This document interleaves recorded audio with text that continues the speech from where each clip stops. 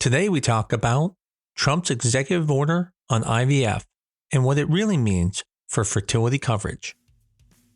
I'm Dr. Mark Amos, and this is Taco About Fertility Tuesday.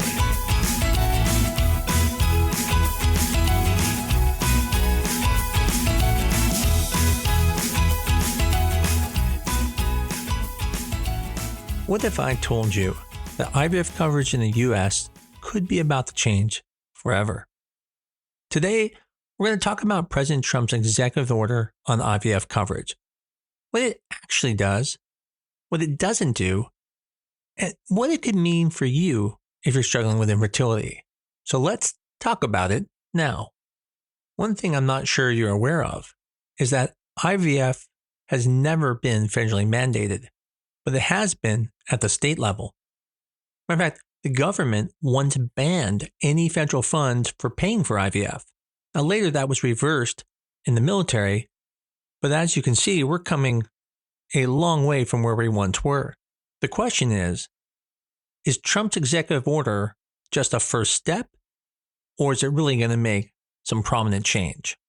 In this episode, we're going to talk about how Congress shaped IVF coverage in the past and why they blocked it in the 90s, what Trump's executive order actually does and what it doesn't do, how it could change things for the military families, veterans, and federal employees, and what this could mean for you who have private insurance in the future. When IVF first became available in the late 1970s, there was no insurance coverage. So in the 1980s, several states began requiring insurance companies to cover infertility treatments. These first states were Massachusetts, Illinois, and New Jersey. Now, other states might have required things, but usually it wasn't full coverage. Usually it was something like limited coverage or diagnostic procedures. But that was the beginning. Then in 1992, Congress blocked IVF funding for veterans. And the reason for this was this thought that federal dollars should not go to the destruction of embryos. It was kind of similar to the Hatch Act of not allowing people to put money towards abortions. This is somewhat similar to the Hyde Amendment, which prohibited federal funds from being used for most abortions. What this meant is even veterans who had injuries in the war due to combat-related infertility still had to pay out of pocket for fertility treatments. However, in 2016, President Obama, with the help of Congress, lifted the ban partially, allowing the VA now to cover IVF for some wounded veterans. But this was still limited to service-related injuries. Now, what's interesting is with things like TRICARE, which is the military insurance, they did allow people to undergo fertility treatments. They just couldn't do IUIs and IVF. So they would pay for medicines to do stimulation, but they actually wouldn't pay for the treatments that got you pregnant. Now, fast forward to 2023, and things are changing. Now, with TRICARE, the policy was updated to allow unmarried service members and those using things like donor sperm and eggs to access IVF. Under the federal employees' health benefits, they started covering IVF medications and sometimes even IVF treatments. So as you can see from the history of this, it's been quite inconsistent and a bit confusing. We've come a long way from fertility being treated like abortions and be able to be looked at now where both candidates during the election were both agreeing IVF needs to be covered. And so now we come to Trump's executive order. And what does it really say? So let's start first what it doesn't do. It doesn't force any private insurance companies to cover IVF right now. It doesn't provide any federal funding for IVF currently. It doesn't override any state laws on embryos having personhood. And it doesn't guarantee free IVF for anyone right now. But that doesn't mean it can't lead to that. And we'll get to that next. What it does do is that this executive order was to get the Domestic Policy Council to draft a plan within 90 days to expand IVF access. From today, we're about 2 weeks into those 90 days. Now, what this council is doing is it's not looking at just making IVF more affordable or free. It's really looking at what things need to be done to make it affordable, and free, such as reviewing if there's any unnecessary legal or insurance barriers. They're going to look into why do private insurance companies not cover IVF?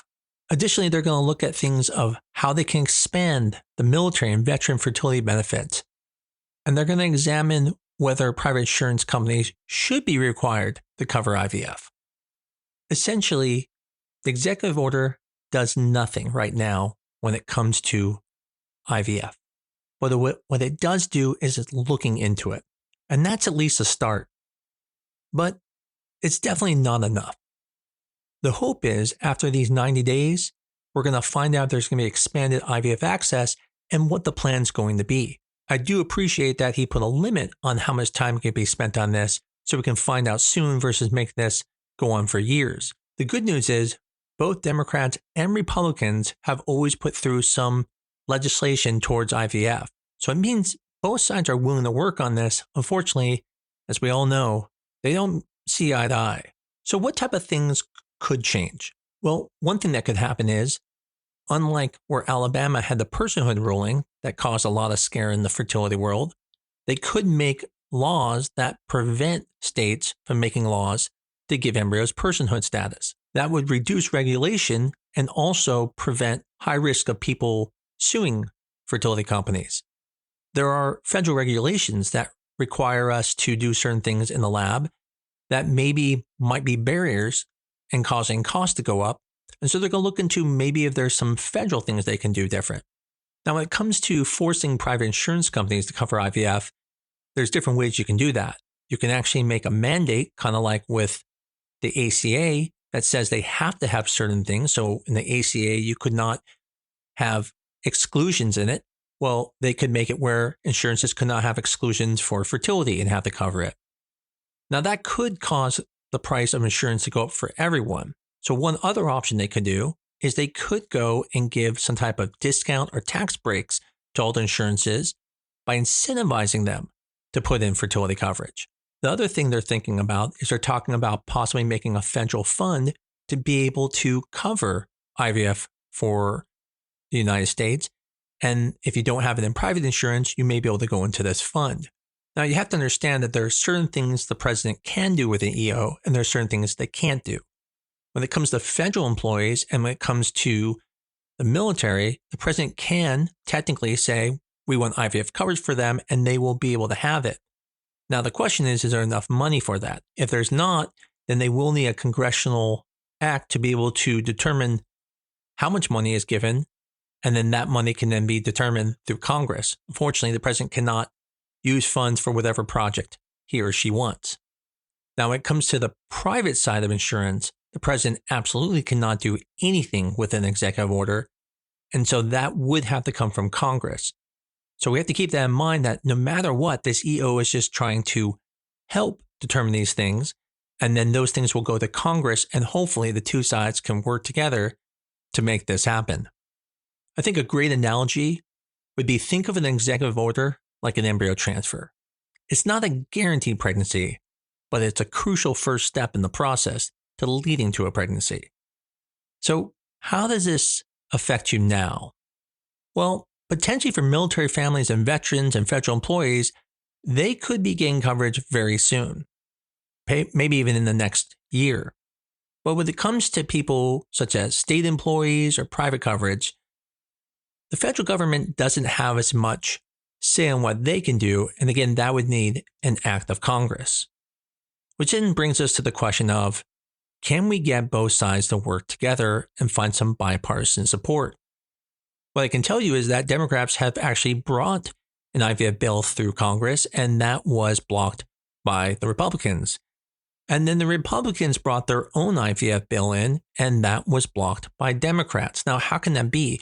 How can both sides want something and then not pass? Well, that's because they both did different things. When the Democrats made their IVF coverage, it was truly to get coverage for people, but many Republicans felt it was too much big government pushing on the insurances, which would then cause cost of insurance to go up. There were also some federal subsidies in there to potentially help IVF costs go down for uninsured patients, and the Republicans felt it was just too liberal. On the other side, when the Republicans put through their bill didn't go far enough.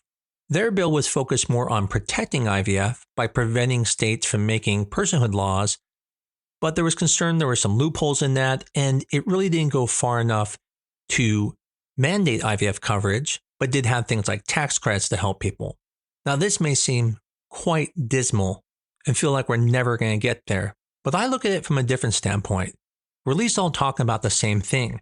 Remember, back in 1990, Congress passed a law banning the government from funding IVF. So we've come a really, really long way. I don't know if Congress is going to be able to pass something in the next year or two. I'm hoping they will. I do feel there's a lot of pressure on them to make something happen.